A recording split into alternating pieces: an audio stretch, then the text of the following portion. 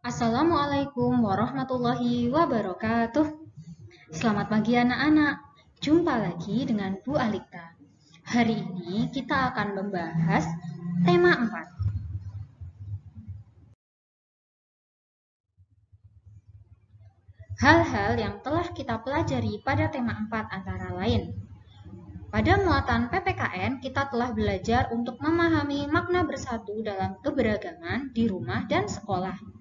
Pada muatan bahasa Indonesia, kita telah belajar mengenal kosakata dan konsep tentang lingkungan sehat dan lingkungan tidak sehat di lingkungan sekitar, serta cara menjaga kesehatan lingkungan dalam bahasa Indonesia.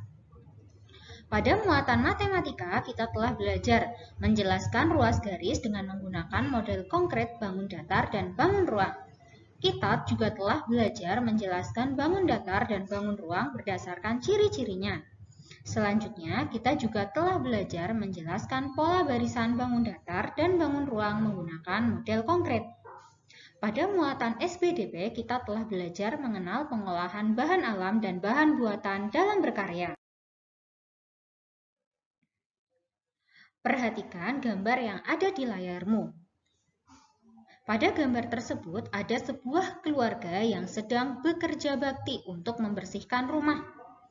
Ada ibu yang sedang mengepel lantai, ayah sedang mengecat tembok, kemudian ada kakak dan adik sedang membersihkan meja.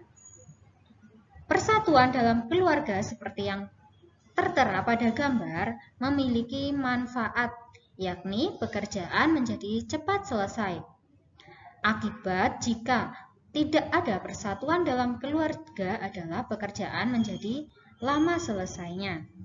Nah, maka dari itu kita harus menjaga persatuan dalam keluarga supaya tercipta keharmonisan, kerukunan.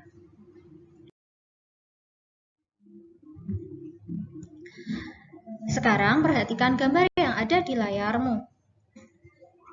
Pada gambar tersebut dapat kita lihat para siswa sedang bekerja bakti membersihkan lingkungan sekolah. Semua warga sekolah bertanggung jawab menjaga kebersihan sekolah. Semua warga sekolah harus menunjukkan sikap hidup dalam kebersamaan. Hidup dalam kebersamaan merupakan wujud dari persatuan. Hidup dalam kebersamaan ada banyak sekali manfaatnya.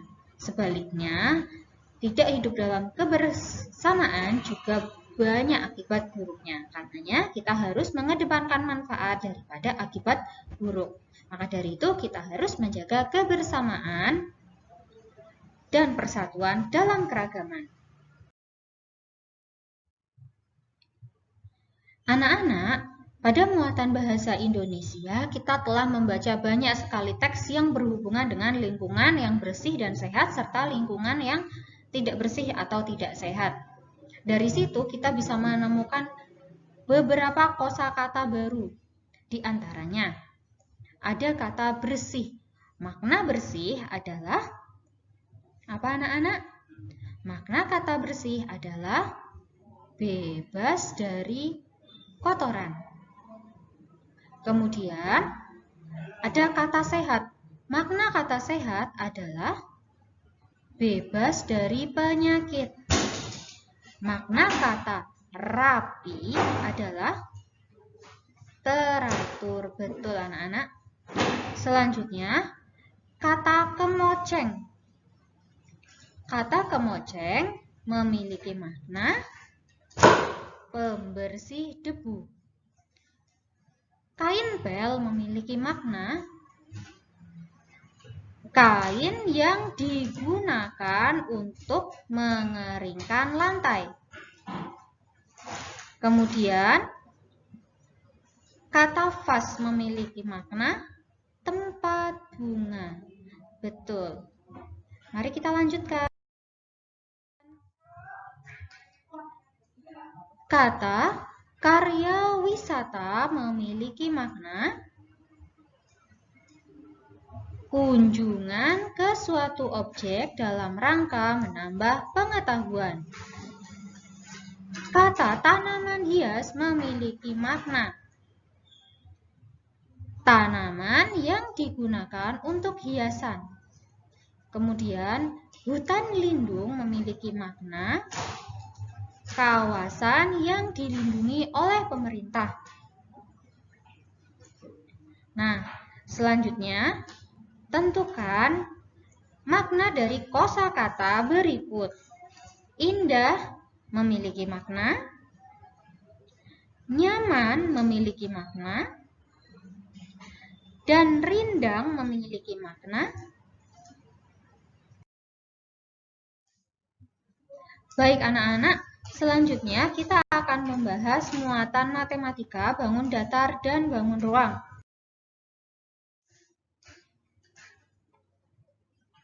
Kita telah belajar untuk menentukan ruas garis pada bangun datar. Sekarang, mari kita tentukan ruas garis pada bangun datar berikut. Ada berapa ruas garis anak-anak? Pada bangun datar persegi panjang berikut. Mari kita hitung. 1, 2, 3, dan 4. Terdapat 4 ruas garis pada bangun datar berikut. Kemudian kita juga telah belajar untuk menentukan sisi, sudut, dan titik sudut pada bangun datar. Sekarang mari kita tentukan jumlah sisi, sudut, dan titik sudut pada bangun datar berikut. Pada bangun datar nomor 3 bisa kita tentukan jumlah sisinya, yaitu 1, 2, 3, 4. Terdapat 4 sisi pada bangun datar tersebut. Kemudian kita bisa menentukan sudutnya. Sudutnya adalah 1, 2, 3, dan 4. Terdapat 4 titik sudut dan sudut. Selanjutnya, pada bangun datar segitiga bisa kita tentukan jumlah sisinya, yaitu 1, 2, 3. Sedangkan sudut dan titik sudutnya jumlahnya sama, yaitu 3 buah.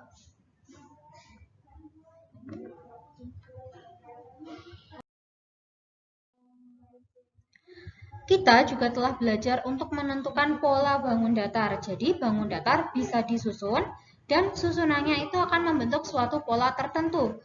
Contohnya, yang pertama kita lihat ada pola bangun datar berupa lingkaran dan segitiga. Dan pola tersebut berulang. Lingkaran segitiga, dan lingkaran segitiga. Pada gambar berikutnya kita melihat ada 2 lingkaran dan 2 segitiga membentuk suatu pola. Selanjutnya, kita bisa melihat ada 1 segitiga dan 2 lingkaran membentuk suatu pola tertentu.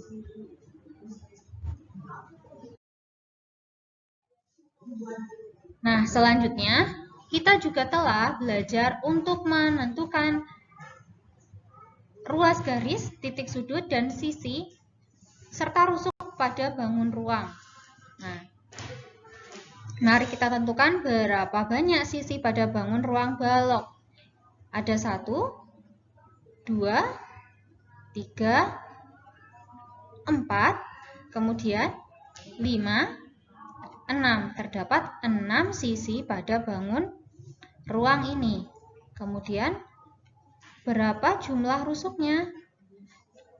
Jumlah rusuknya antara lain 1, 2, 3, 4. Pada alas kita temukan ada 4 rusuk. Kemudian pada sisi tegaknya bisa kita tentukan terdapat 1, 2, 3, 4. Ada 4 rusuk pada sisi tegak. Kemudian pada sisi atasnya bisa kita tentukan ada 4 juga rusuknya. Jika kita jumlahkan, maka jumlah rusuknya adalah 12.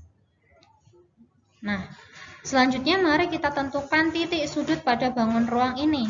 Bisa kita tentukan titik sudutnya dengan melihat sudut-sudut pada bangun ruang ini. Mari kita hitung bersama-sama. 1, 2, 3, 4, 5, 6, 7, 8.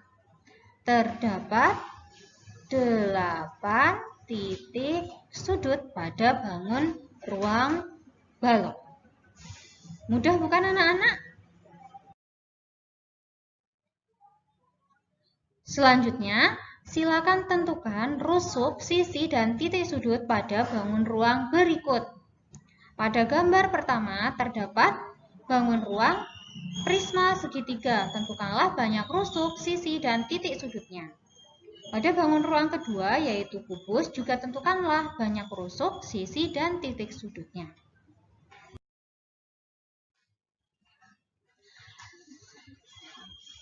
Bangun ruang jika kita susun bisa membentuk suatu pola tertentu. Nah, perhatikan gambar berikut. Gambar ini adalah gambar bangun ruang balok. Nah, balok itu merupakan bangun ruang yang jika disusun dapat membentuk pola tertentu. Contoh, ini adalah balok yang disusun secara horizontal atau mendatar, kemudian sebelahnya disusun dengan cara vertikal. Nah, ketika dia dijejerkan akan membentuk suatu pola tertentu dan pola itu bisa berulang. Seperti ini anak-anak. Bisa dipahami ya?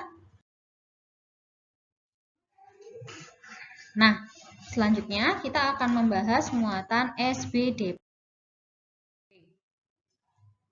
Perhatikan gambar yang ada di layarmu. Ada benda-benda kerajinan yang terbuat dari tanah liat. Tanah liat merupakan bahan alam yang dapat digunakan untuk membuat kerajinan-kerajinan tersebut. Di antaranya ada teko dan gelasnya. Kemudian ada tempat pensil dan vas bunga. Nah, apa saja ya alat-alat yang dibutuhkan dalam membuat kerajinan dari tanah liat? Tentu saja ada tanah liat, kemudian bidang datar yang digunakan sebagai alas, kemudian pisau. Nah, hal-hal tersebut bisa digunakan untuk membuat suatu kerajinan yang indah. Selanjutnya, perhatikan gambar yang ada di layarmu. Ini adalah gambar plastisin. Nah, plastisin juga bahan lunak yang bisa digunakan untuk membuat berbagai macam kerajinan. Kerajinan yang dibuat dari plastisin ini terbuat dari bahan buatan, bukan bahan alam ya anak-anak. Kalau bahan alam tadi tanah liat. Nah, jika dibentuk dengan cara dibilin, maka bisa kita tentukan ada banyak sekali kerajinan-kerajinan yang bisa dibuat dari bahan buatan bernama plastisin.